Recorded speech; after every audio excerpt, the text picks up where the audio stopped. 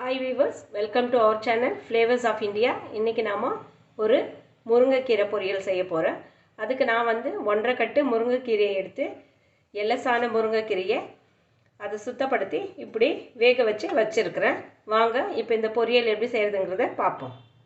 Stove on பண்ணி ஒரு pan வச்சிட்டு ஒரு 4 ஸ்பூன் எண்ணெய் சேர்த்தலாம். எண்ணெய் சூடானதும் சிறிதளவு கடுகு, சீரகம், சிறிதளவு உளுந்து, சிறிதளவு கடலைப்பருப்பு. உளுந்து செவந்ததும் 2 வெங்காயம், இதோட ஒரு பெரிய பூண்டு இடித்து வச்சது. இதெல்லாம் நல்லா கலக்கலாம். சிறிதளவு இதெல்லாம் வதங்கட்டும்.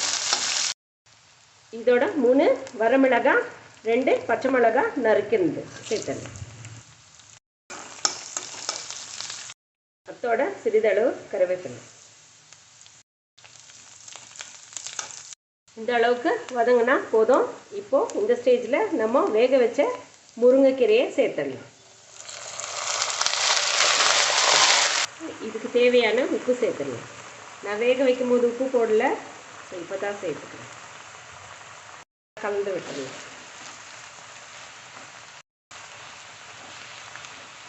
இதை நல்லா கலந்தாச்சு. இதில் கொஞ்சம் தண்ணி இருக்குது. இந்த தண்ணி சுண்டறதுக்காக ஒரு 2 நிமிஷம் இதை நம்ம மூடி விடலாம். ஓப்பன் பண்ணி பார்ப்போம். ஓரளவுக்கு ட்ரை ஆயிடுச்சு. கொஞ்சம் தண்ணி இருந்தால் தான் நல்லாயிருக்கும். ரொம்ப தண்ணியெல்லாம் இல்லை, சுண்டிடுச்சுன்னா நல்லா இருக்காது, ட்ரையாக இருக்கும்.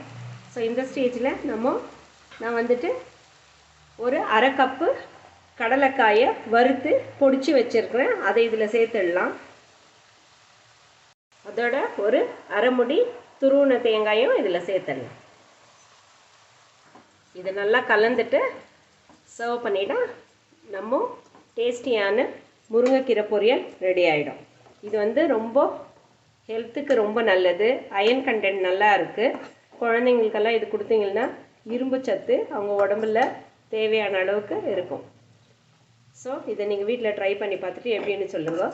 இப்போது நம்ம இதை சர்வ் பண்ணிடலாம். நம்மளோட டேஸ்டியான ஹெல்த்தியான முருங்கைக்கீரை பொரியல் ரெடி ஆகிடுச்சு. நீங்கள் மறக்காமல் வீட்டில் ட்ரை பண்ணி பாருங்கள். எப்படின்னு கமெண்ட்ஸில் சொல்லுங்கள். மறக்காமல் நம்ம சேனலை சப்ஸ்கிரைப் பண்ணுங்கள் வியூவர்ஸ். தேங்க்யூ.